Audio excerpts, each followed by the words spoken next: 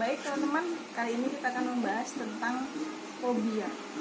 Jadi pengertian fobia adalah reaksi ketakutan yang instan dan tidak rasional terhadap objek atau kejadian tertentu. Ketakutan tersebut bersifat mengganggu dan objek atau peristiwa yang ditakuti relatif juga tidak berbahaya. Itu menurut Weiner tahun 1982. Sedangkan menurut Marsh and Wolfe mendefinisikan fobia sebagai ketakutan yang terus-menerus terjadi pada usia yang tidak tepat, bersifat irasional atau berlebihan, mengarah pada satu objek atau peristiwa, dan menyebabkan gangguan pada rutinitas normal. Jadi fobia itu ketakutan yang terkadang itu irasional, ya, tidak bisa diambil secara akal, tidak bisa diterima secara akal.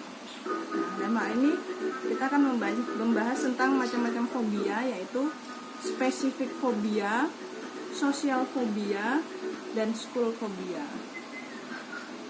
Spesifik fobia, anak dengan spesifik fobia menunjukkan ketakutan yang ekstrim terhadap objek atau situasi yang dalam kenyataan sedikit atau sama sekali tidak berbahaya atau mengancam.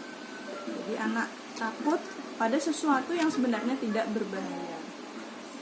Misalnya, anak takut pada binatang atau serangga tertentu, objek dalam lingkungan alam, kejadian, melihat darah atau luka, menaiki pesawat terbang, atau takut pada suara yang keras. Dan yang kedua yaitu school phobia, merupakan ketakutan yang nyata dan terus-menerus terhadap situasi sosial atau situasi saat harus tampil, yang mengekspos anak untuk diawasi dan kemungkinan merasa malu. Hollandic, Hisfield Baker dalam Marsh and Wolfe 2010. Jadi sosial fobia, anak itu merasa takut ketika harus berinteraksi sosial atau ketika harus tampil. Nah, itu anak merasa takut. Kemudian yang ketiga yaitu school phobia. Dalam school phobia, anak mengalami gangguan yang irasional terhadap beberapa aspek dari situasi sekolah yang disertai dengan simptom fisiologis dan kecemasan. Nah, dalam school phobia, anak merasa takut ketika dengan sesuatu yang berhubungan dengan sekolah. Dengan situasi sekolah, dengan peralatan sekolah, dan lain-lain. Penyebab fobia. Baik, sekarang kita beralih ke penyebab fobia. Terkait dengan spesifik fobia, teori akhir-akhir ini menekankan peran pengalaman yang dipelajari sebagai penyebab dari fobia yang dialami. Rahman dalam Donnelly dan McQuaid 2005 menyebutkan bahwa fobia dapat disebabkan oleh pengkondisian klasikal yang aversif, modeling, dan penyampaian informasi yang bersifat negatif.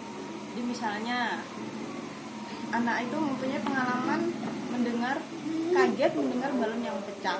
Nah, hal itu mungkin anak menjadi takut terhadap balon. Atau orang tua memberikan contoh-contoh yang negatif, misalnya binatang anjing misalnya, itu galak, berbahaya, sehingga anak menjadi takut terhadap anjing. Nah, itu bisa jadi penyebab fobia. Sementara itu, King, Hamilton, dan Onderwijk di dalam Weiner 1994 mengemukakan bahwa perubahan sekolah, penyakit, atau kematian orang tua, serta kondisi yang mengharuskan anak untuk tinggal di rumah akibat sakit atau kecelakaan, dapat menjadi peristiwa-peristiwa umum yang mengakibatkan anak fobia terhadap sekolah. Nah, sekarang kita akan membahas tentang karakteristik anak yang mengalami fobia.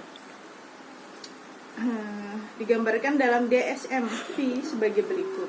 Adanya ketakutan atau kecemasan yang nyata terhadap objek atau situasi tertentu. Jadi anak fobia itu takut, ya, terhadap situasi atau objek tertentu.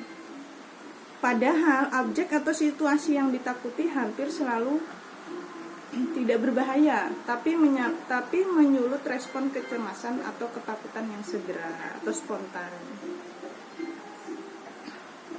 Ketakutan atau kecemasan berada di luar kewajaran dan di luar konteks sosial budaya.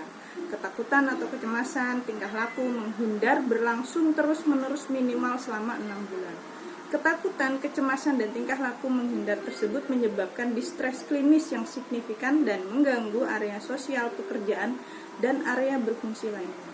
Objek atau situasi yang ditakuti secara aktif dihindari atau kecemasan dan ketakutan bertahan dengan intens. Sedangkan karakteristik yang berbeda ditemukan pada anak dengan school phobia atau fobia terhadap sekolah. Anak yang mengalami school phobia biasanya mengekspresikan keengganan mereka untuk pergi ke sekolah melalui keluhan fisik yang meyakinkan orang tua, sehingga orang tua akhirnya mengizinkan mereka untuk tetap tinggal di rumah. Itu menurut Weisner tahun 1982. Jadi anak yang school phobia atau fobia terhadap sekolah, ketika waktunya bersekolah mereka akan beralasan ya. Misalnya tiba-tiba kepalaku sakit, perutku sakit, pusing, sehingga dan orang tua percaya sehingga anaknya tidak diperbolehkan tidak berangkat ke sekolah. Kemudian strategi penanganan untuk anak yang mengalami fobia. Apabila anak mengalami fobia apapun bentuknya, bantuan dari tenaga profesional tentu sangat dibutuhkan. Tenaga profesional yang kompeten dapat memberikan sejumlah penanganan yang disesuaikan dengan permasalahan anak. Sejumlah strategi yang diterapkan pada anak yang mengalami fobia meliputi terapi tingkah laku dan kognitif. Terapi tingkah laku dapat berupa desensitisasi sistematis, latihan disertai dengan penguatan atau model hidup atau lewat film. Kemudian pihak yang berperan dalam penanganan anak yang mengalami fobia, tentu saja orang tua ya, terutama orang tua, kemudian guru dan tenaga profesional. Nah, pihak-pihak ini menjadi yang paling berkompeten, yang paling bisa untuk menangani anak-anak yang mengalami fobia.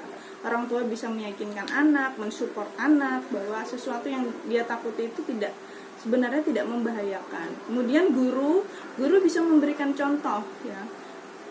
Memberikan contoh dengan perilaku bahwa sesuatu yang biasa ditakuti anak itu tidak membahayakan bagi anak. Kemudian ahli terapis, tenaga profesional memberikan terapi-terapi bisa berbentuk obat juga ya, bisa atau terapi-terapi yang bisa membuat anak mendapatkan latihan-latihan sehingga tidak takut lagi terhadap sesuatu itu. Demikian, terima kasih yang bisa kami sampaikan, semoga bermanfaat. Assalamualaikum.